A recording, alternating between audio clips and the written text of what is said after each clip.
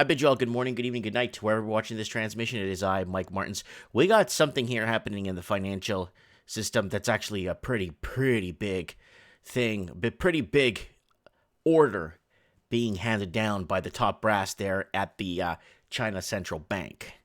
And this is actually a pretty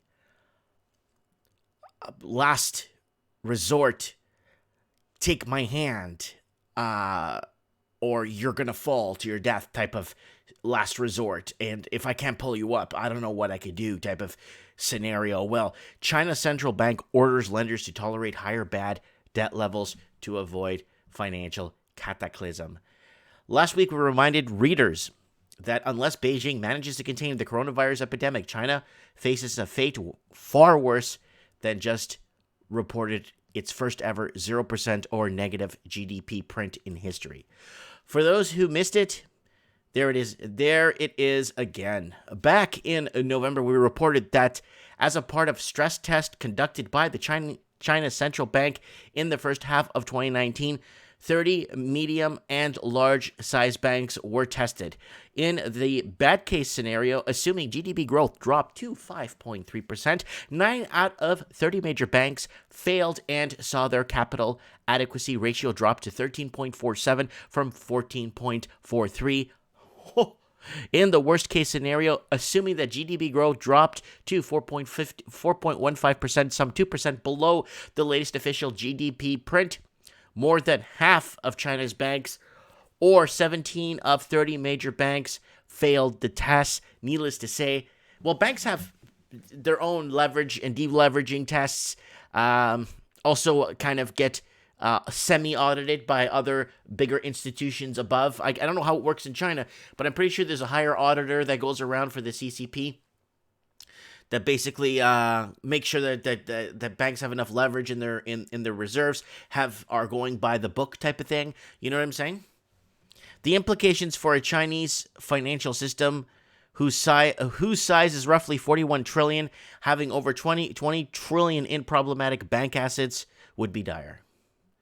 Well, the GDP set to print negative if Goldman Sachs was right, with risk clearly to the downside as China's economy remains completely paralyzed. So there it is right there. And this ain't a joke, guys. This is actually...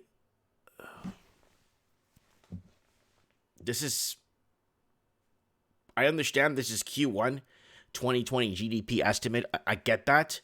But this is the current historical GDP, and you got the current activity indicator here. So, I mean, if it just kind of sits and hovers around here and plateaus around here, that's okay. But if they're predicting a huge zero print in the first time in the country's history, this is not good, and this may send collateral reverberations across the financial world. The world. Because everybody has some sort of hand in China when it comes to either manufacturing, whether it's logistics, whether it's production, whether it's fabrication, whether they're doing, I don't know, they have a hand in it somehow. Everybody does. Every single Chinese bank is set to fail. Hypothetical stress test, and the immediate result is an exponential surge in bad debt. The result, as we discussed in detail last week, is that the bad loan ratio on the nation's 30 biggest banks would soar to at least fivefold. So remember, we were talking about bad loans. Like, I don't know who the heck is approving these things, why the underwriters are approving bad loans, but they're taking that risk and lending out money to potentially never get it back, just to prop their numbers or to show they're gaining their monthly numbers. But then when you start backtracking 6, 8, 10, 12 quarters back, you start to realize that a lot of people have been defaulting over time. And so how much back of that capital do you get that was originally led out as bad? I could understand if you get 80% of it back and kind of write off the rest, but that's not even the case. Flooding the country with trillions in non-performing loans and unleashing a tsunami of bank defaults. Of course, regular readers are well aware of China's banks are already suffering a record low defaults as the economy last year expanded at the slowest pace in 3 decades, while bankruptcies soared. As extensively covered here in previous, the slump tore through the nation's 41 trillion banking system, forcing not only the first bank seizure in 2 decades as Boshang Bank was nationalized. Well, banks are becoming nationalized, not privatized, because the small ones will die off and fall apart, but the bigger ones will be taken over by the federal, nationalized through the Chinese Communist Party, right? But also bailouts of Bank of Xinzhou, China's Hengfeng Bank, as well as 2 very troubling bank runs at China's Henan Yanqin Rural Commercial Bank at the start of the month. We talked about this actually. And then more recently, the Yingkung Coastal Bank. We talked about that huge thing. So here it is. Here's the defaults and bankruptcies are increasingly common. Here it is in 2018. So this is completed, and these are accepted for bankruptcy and completed. And this is SOEs are still largely shielded by implicit guarantees. And this is onshore corporate bond default rate. Okay. I'm like, what am I looking at? There's the SOE right here. Down here. All right, let's go back. All right. The banking industry is taking a big hit. Yu Chun, and Shanghai-based analyst at National Institution for Finance and Development, told Bloomberg the outbreak has already damaged China's most vibrant small businesses, and if it prolongs, many firms will go under and unable to repay their loans. According to the recent Bloomberg report, S&P estimates that the worst-case scenario, one which, however, saw GDP remain well in positive territory, would cause bad debt to balloon to 5.6 trillion yuan, 800 billion, for the NPL ratio of about 6.3%, adding to the already daunting 2.4 trillion yuan of non-performing loans. China's banks are sitting on a number which, like the devils of the viral epidemic, like the details of the viral epidemic, like the devils. Oh yeah, it's always wickedness going on when it comes to huge amounts of money. Like details of the viral epidemic, well, it's actually a devilish viral epidemic, if you ask me, is largely masked lower, and the real number is far higher, according to even conservative skeptics. S&P also expects that the bank, with operations concentrated in Hubei province and its capital city of Wuhan, the epicenter of the region of the worst hit by the virus, will likely see the greatest increase in problem loans. The region had 4.6 trillion yuan outstanding in loans held by 160 local and foreign banks at the end of 2018, and more than half of Wuhan.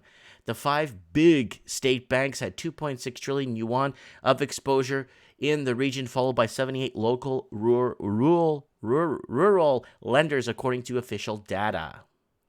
Meanwhile, exposing the plight of small businesses, most of which are indebted to China's banks, a recent nationwide survey showed about 30% said they expect to see a revenge plunge more than 50% this year because of the virus, and 85% said they are unable to maintain operations for more than 3 months with cash currently available. So that's what they have in reserves, right? And that's very important, right? But China's been buying gold and silver in huge amounts. I mean, gold, mainly gold. Selling off U.S. treasuries and buying gold. Do they want, I guess, this to happen? Do they think, could this be better for China if this happened? That's a very good question.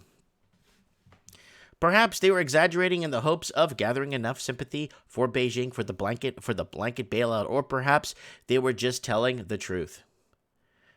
Finally, the market is increasingly worried that all this bad debt will have dire impact on the bank assets. Consider that the Big Four state-owned leaders, which together control more than 14 trillion of assets, currently trade the average of 0.6 times their forecast book value, near record low. This also means that in the eyes of the market, as much as 6 trillion in bank assets are currently worthless. Let me say that one more time in case your ears don't believe what I just told you.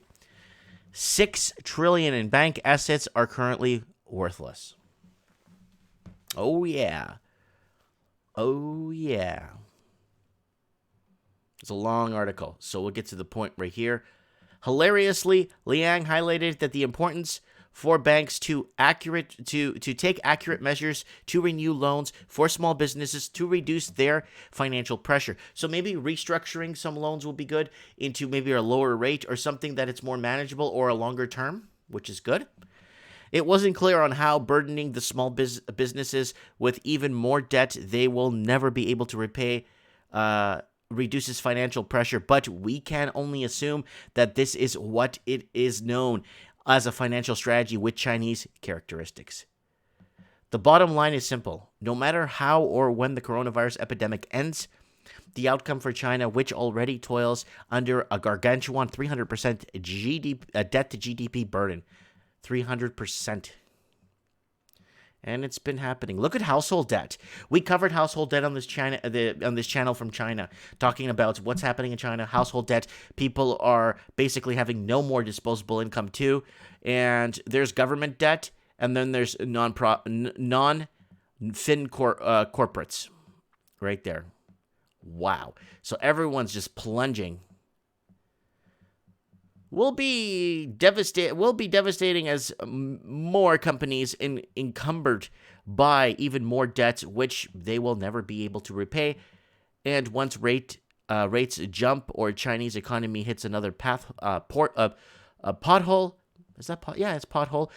Viral or otherwise, the avalanche in defaults will be a sight to behold. So guys, sit back, get your popcorn, and yeah, this is going to be a very, very interesting one. Guys, if you haven't yet, go ahead and join the channel. You can find it here in the description of the video below. Don't forget to, last night's Mike in the Night was actually a huge hit. And Mike in the Night's been really good every Saturday night. And Trends in the Housing Market, where we discuss the housing trends across the Commonwealth, where we're seeing the same patterns of housing all over the Commonwealth. English-speaking countries.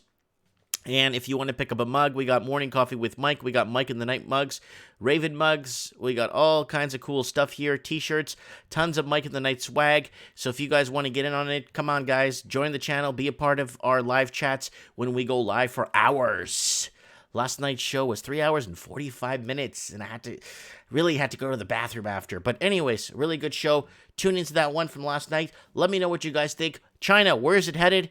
I mean, I didn't read the entire article, but we know from those two graphs that what we saw and what the GDP and we're not even including the derivatives. We're not even including all kinds of other crap in there. We're just kind of looking at the debt load that they're in right now. So, but China's doing the right thing too. They're also buying gold. They've been buying gold. They've been selling U.S. treasuries for the last 5.5, 6 years now, and Russia has too, and they've been buying gold with it. So they've been doing the right thing. In sense when it comes to leveraging against this crash. Maybe the Chinese have something we don't know. Maybe they have a secret we don't know. All right? Let me know, comment below. Let me know what you guys think. Thanks for watching.